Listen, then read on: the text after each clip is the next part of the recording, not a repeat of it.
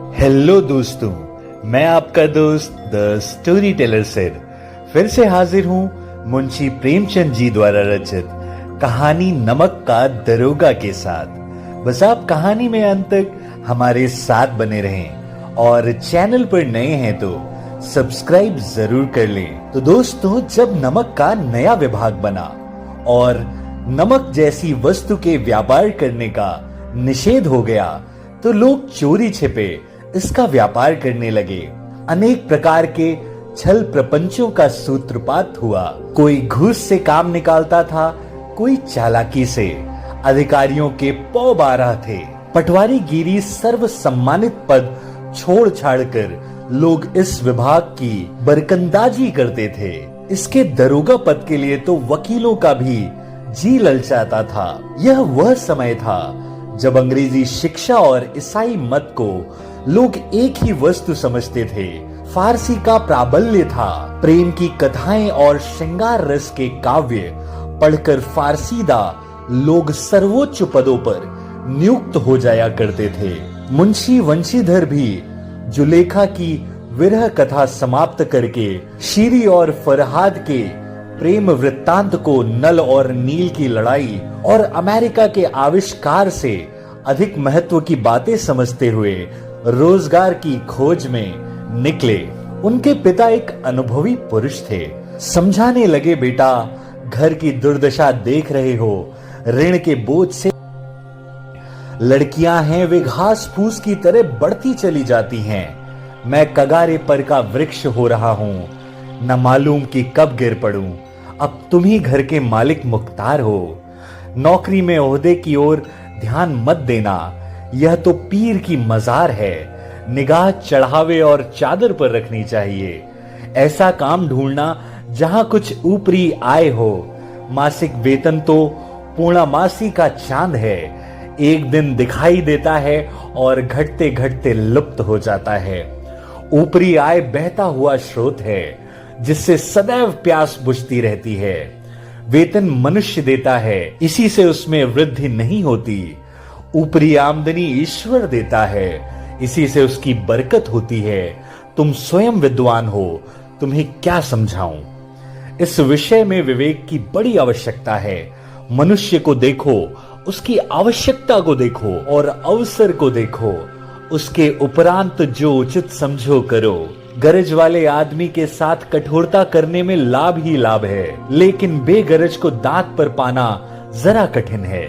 इन बातों को निगाह में बांध लो, यह मेरी जन्म भर की कमाई है। इस उपदेश के बाद पिताजी ने आशीर्वाद दिया। वंशीधर आज्ञाकारी पुत्र थे।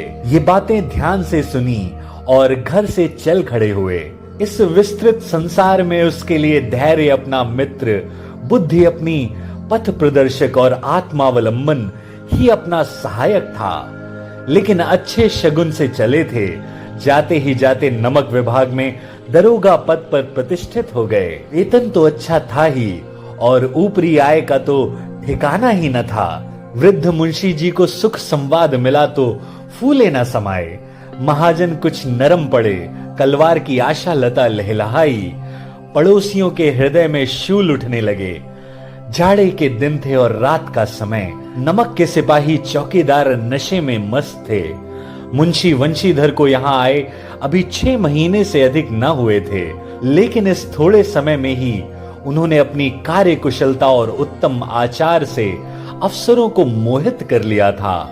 अफसर लोग उन पर बहुत विश्वास करने लगे। नमक के दफ्तर के 1 मील पूर्व की ओर जमुना नदी बहती थी। उस पर नावों का एक पुल बना हुआ था। दरोगा जी किवाड़ बंद किए मीठी नींद सो रहे थे। अचानक आंख खुली तो नदी के प्रवाह की जगह गाड़ियों की गड़गड़ाहट और मल्लाहों का कोलाहल सुनाई पड़ा। उठ बैठे। इतनी रात गए, गाड़ियां क्यों नदी के पार जाती हैं? अवश्य कुछ न कुछ गोलमाल है। तर्क ने भ्रम को पुष्ट किया।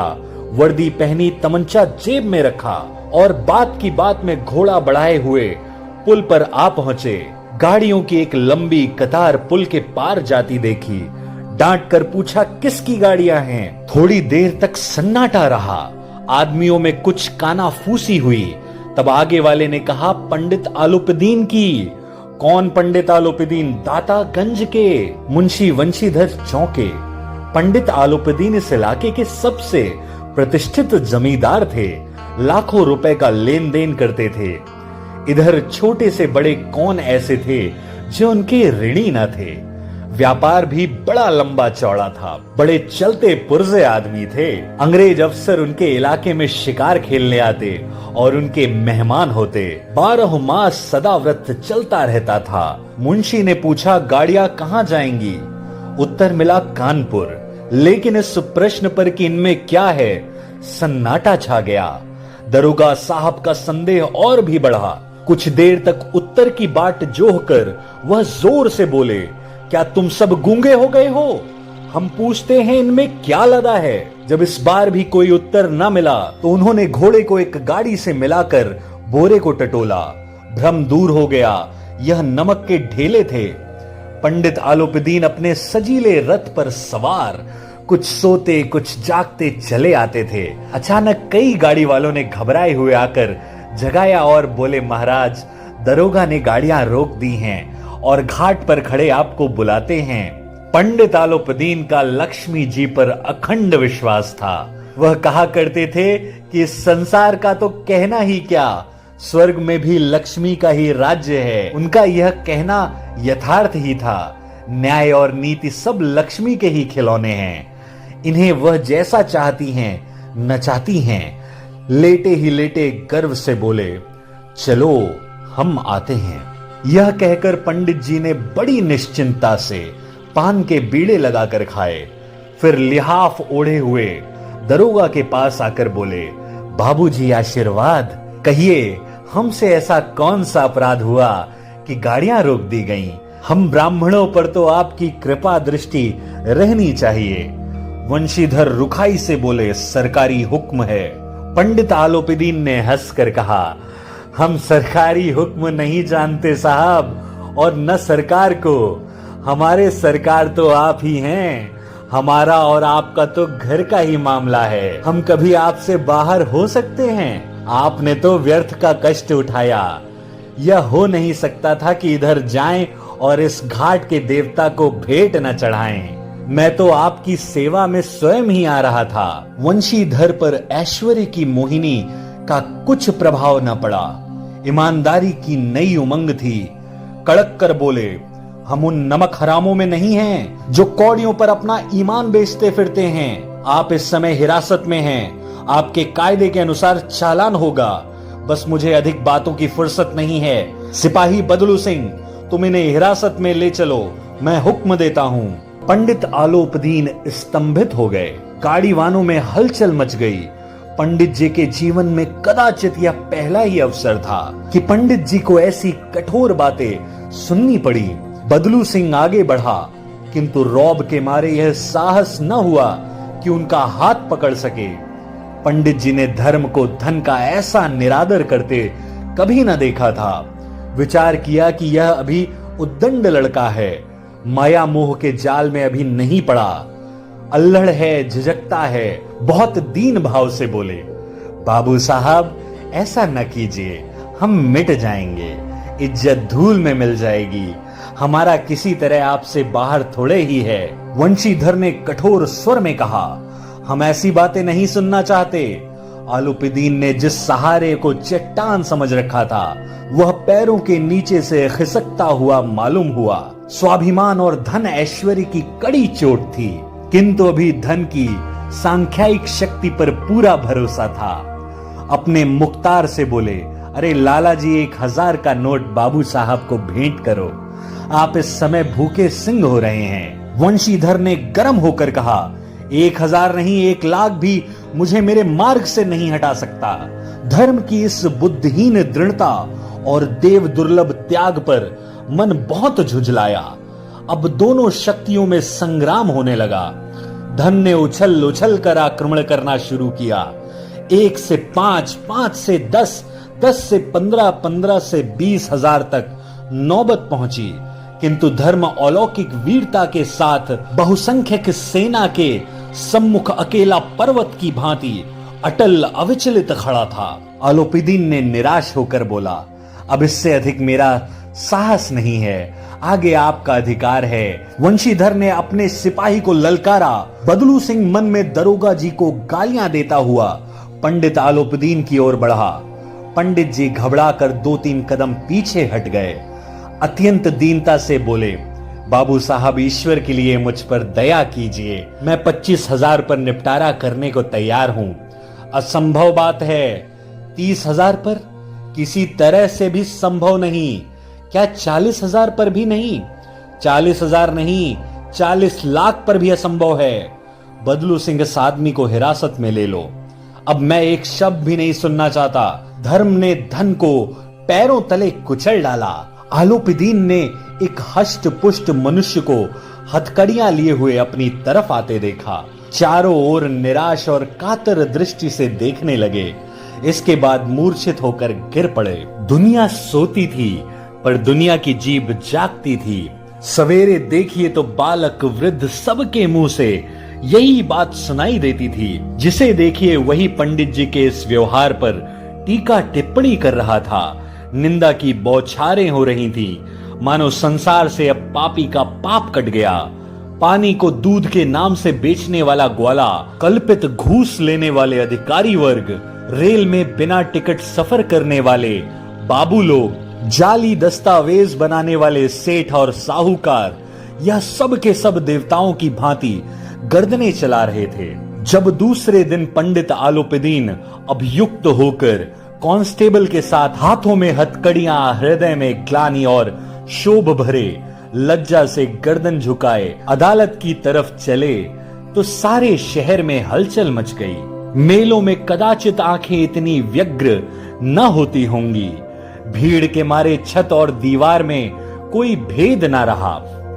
किंतु अदालत में पहुंचने की देर थी।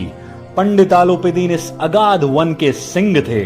अधिकारी वर्ग उनके भक्त, अमले उनके सेवक, वकील मुख्तार उनके आज्ञा पालक और अर्दली, चपरासी तथा चौकीदार तो उनके बिना मोल के गुलाम थे। उन्हें देखते ही लोग चारों तरफ से दौड़े। सभी लोग विस्मित होकर रह गए। इसलिए नहीं कि आलोपदीन ने यह कर्म किया, बल्कि इसलिए कि वह कानून के पंजे में कैसे आए। ऐसा मनुष्य जिसके पास असाध्य साधन करने वाला धन और अनन्य वाचालता हो, वह क्यों कानून के पंजे में आ जाए। प्रत्येक मनुष्य उनसे सहानुभूति प्रकट करता था। बड़ी तत्परता से इस आक्रमण को रोकने के निमित्त वकीलों की एक सेना तैयार की गई। न्याय के मैदान में धर्म और धन में युद्ध ठन गया। वंशीधर चुपचाप खड़े थे। उनके पास सत्य के सिवा न कोई बल था, न स्पष्ट भाषण के अतिरिक्त कोई शस्त्र। गवाह तो थे, किंतु लोभ से डामाडोल। यहां तक कि मुंशी जी को न्याय भी कुछ अपनी ओर खिंचा हुआ दिखाई पड़ता था। वह न्याय का दरबार था, परंतु उसके कर्मचारियों पर पक्षपात का नशा छाया हुआ था।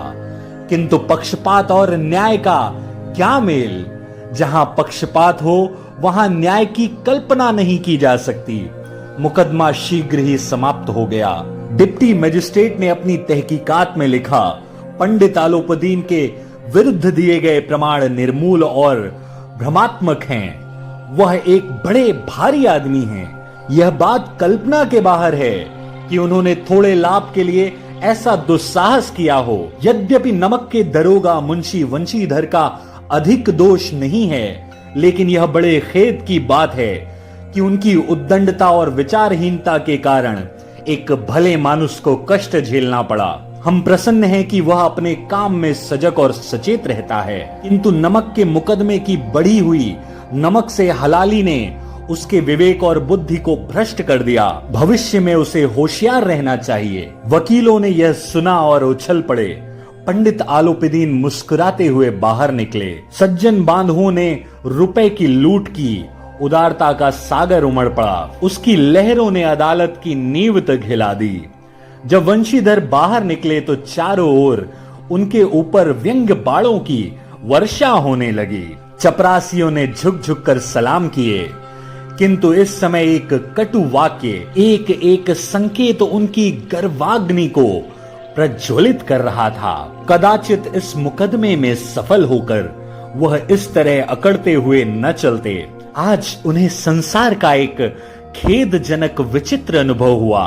न्याय और विद्वता, लंबी चौड़ी उपाधियां, बड़ी बड़ी दाढ़ियां, ढीले चोगे, एक भी सच्चे आदर का पात्र नहीं है। वंशीधर ने धन से बैर मोल लिया था, उसका मूल्य चुकाना अनिवार्य था। कठिनता से 1 सप्ताह ही बीता होगा कि मुअत्तली का परवाना आ पहुंचा।